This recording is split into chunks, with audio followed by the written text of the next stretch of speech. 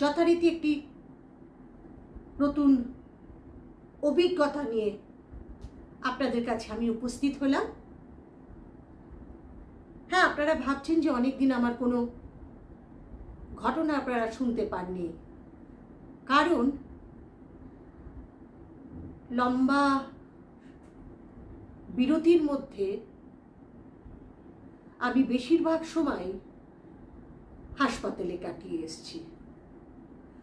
কারণ আমার শারীরিক অবস্থা ভালো ছিল না। আমার একটা বড় অপারেশন হয়েছে, তাই ঈশ্বরের ধন্যবাদ যে আমি সুস্থ হয়ে আবার ফিরে আসতে পেরেছি এবং আপনাদের সামনে আমার যে অভিজ্ঞতা হয়েছে সেই অভিজ্ঞতা আজ আপনাদের সামনে আমি প্রেজেন্ট করতে পারছি বলে। আজকে যে ঘটনা আমি আপনাদের সামনে বলবো সেই ঘটনাটি নিতান্ত আমার ঘটনা না। এই ঘটনা কেউ আমায় পাঠিয়েছে, না এই ঘটনা কেউ আমায় বলেছে, বা কারোর মুখ থেকে শোনা কোনো ঘটনা নয়। এটা আমার অভিজ্ঞতা, আমার নিজস্ব ঘটনা। এবার আর কোনো কথা না বলে সোজাসুজি সে ঘটনায় ফিরে আসি।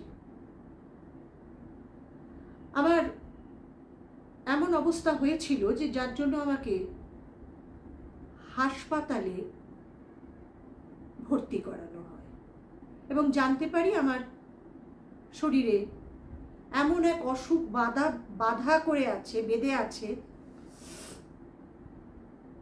যার জন্য আমার শরীরে অপারেশন করতে হবে।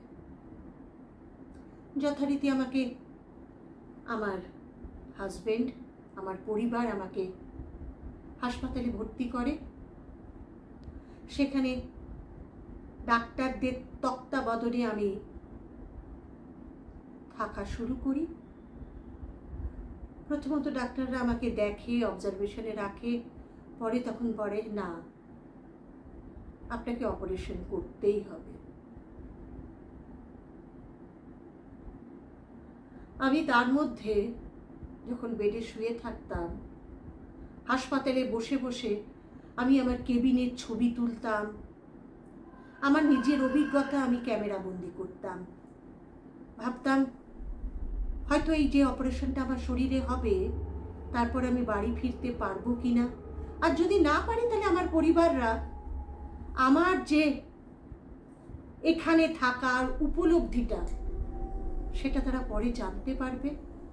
রোজকার কিছু ঘটনা, রোজকার আমার কেবিনে বসে থাকা, আমার কেবিনের সামনে আশেপাশের লোকজনের প্রত্যেকের ছবি আমি তুলে ধরতাম আর ক্যামেরা ভর্তি করতাম আমার নিজস্ব মোবাইলে। এবার আসল ঘটনা। যথারীতি আমার অপারেশন হয় এবং ঈশ্বরের দয়ায় আমি সুস্থ হয়ে আমার কেবিনে ফিরে আসি। ঠিক যেদিন আমার অপারেশন হয় তার পরের দিনের পরের দিন আমি কেবিনে শুয়ে আছি আমার বিছানায়। অসহ্য যন্ত্রণায় আমি যখন কাতরাচ্ছি, দুপুর বেলা, চারিদিক ফাঁকা,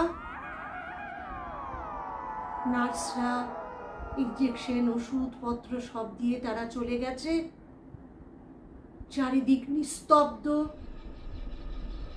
আমি আমার কেবিনে শুয়ে বাইরে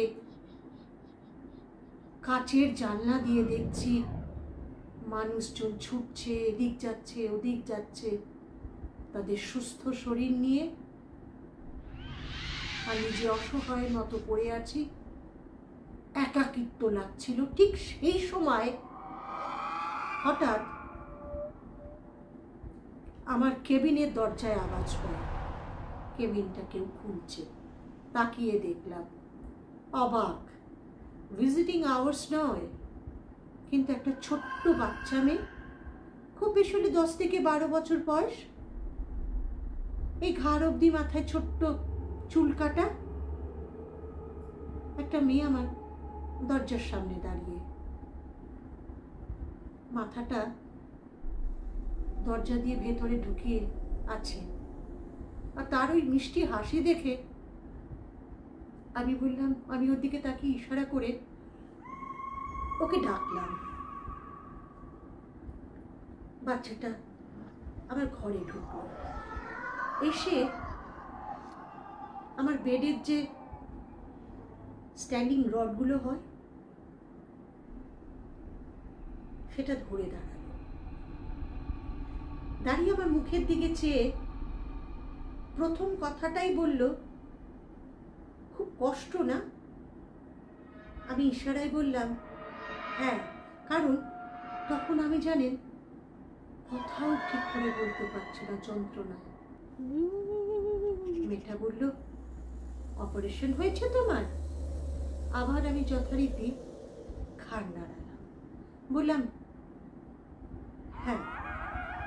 বাচ্চাটা আস্তে করে তার হাতটা আমার মাথার কাছে চুলের উপরে একটু রাখলো, রেখেই ফট করে তুলে নিল, বলল ঠিক হয়ে যাবে, বলেই দরজার দিকে চলে গেল।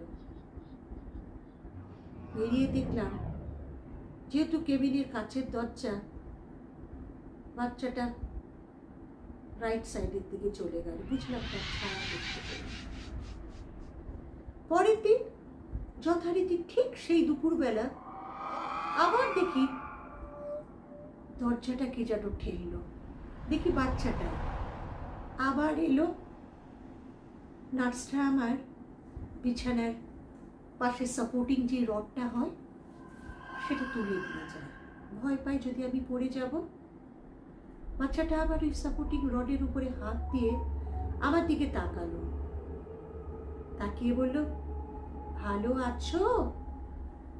আমি সেদিন ইশারায় বললাম হ্যাঁ ভালো আছি।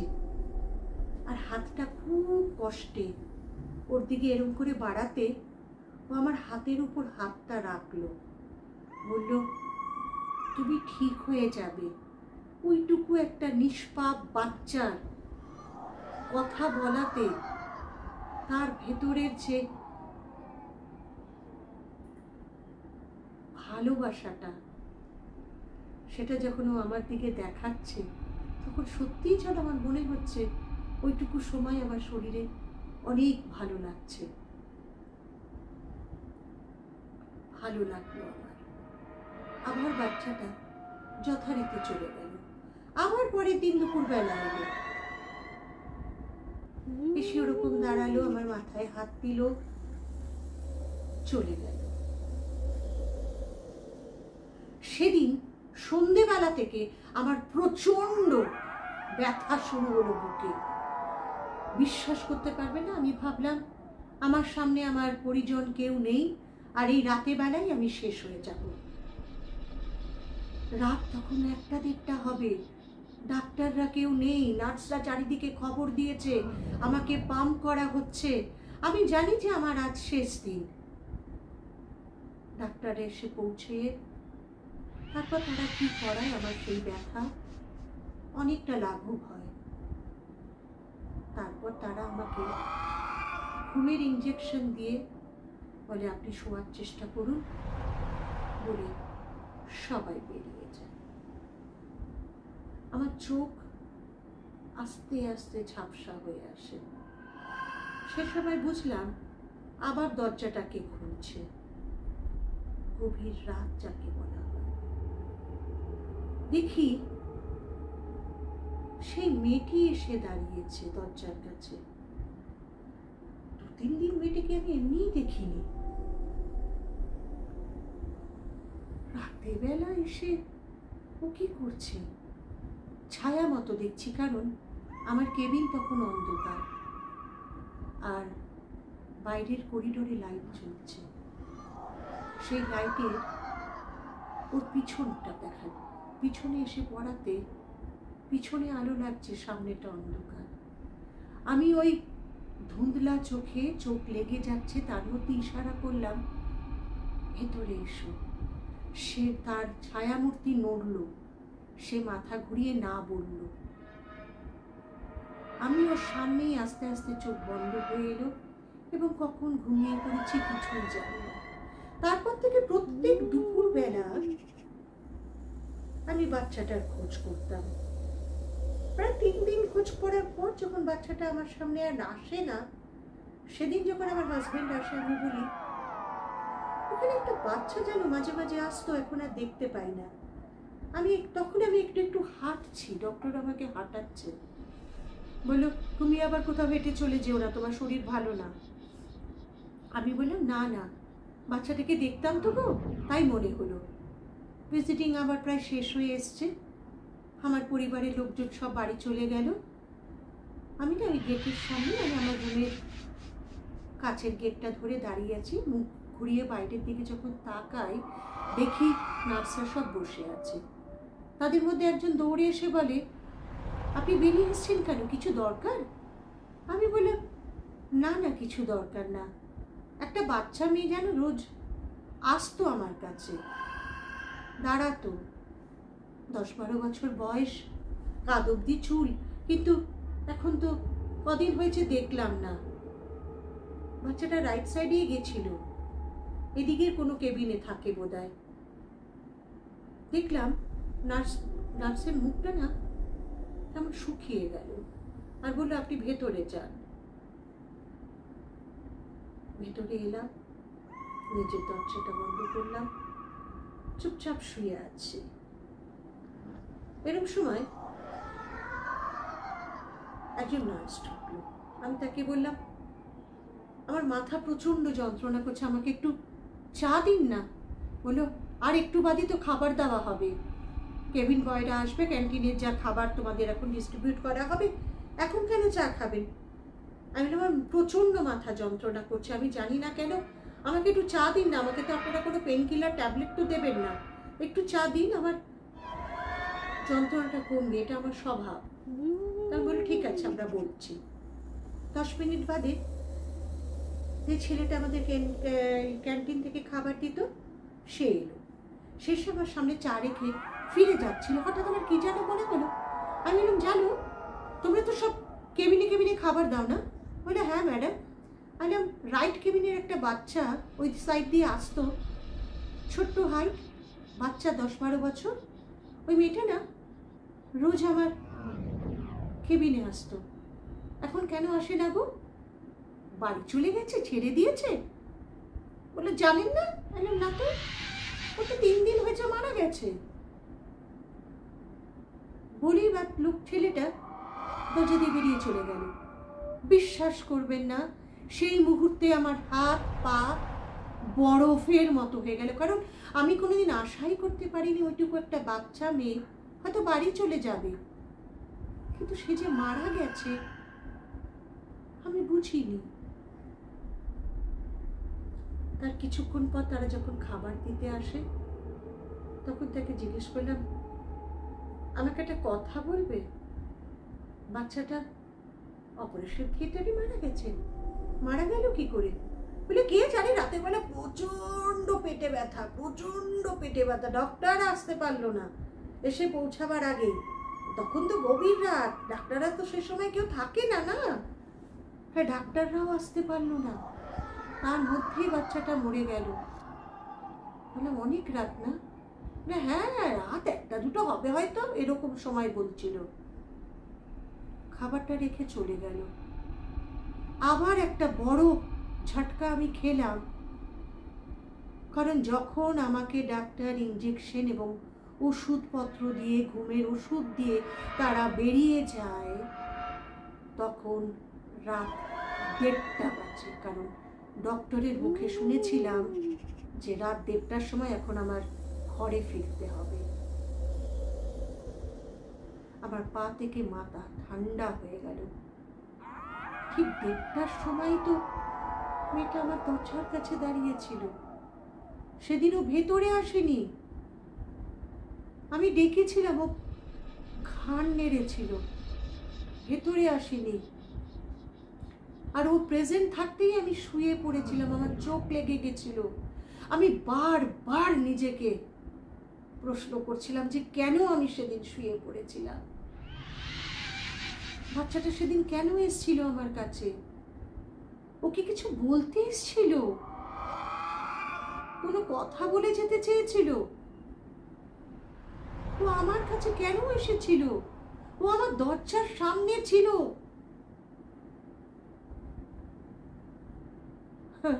এর উত্তর আমি কিছু পাইলাম না, তখনও পাইনি, এখনো পাই। অনেকবার বুঝবার চেষ্টা করি, কিন্তু তার কোনো উত্তর আমি পাইনি। খালি নিজেকে দোষারোপ করি, কেন আমাকে সেদিন ঘুমের ইঞ্জেকশন দেওয়া হয়েছে। না হলে তো বাচ্চাটা হয়তো কিছু আমায় বলে যেতে পারতো। আর সে তো বলার জন্যই এসেছিল আমার দরজার কাছে। কেন আমি শুয়ে পড়েছিলাম?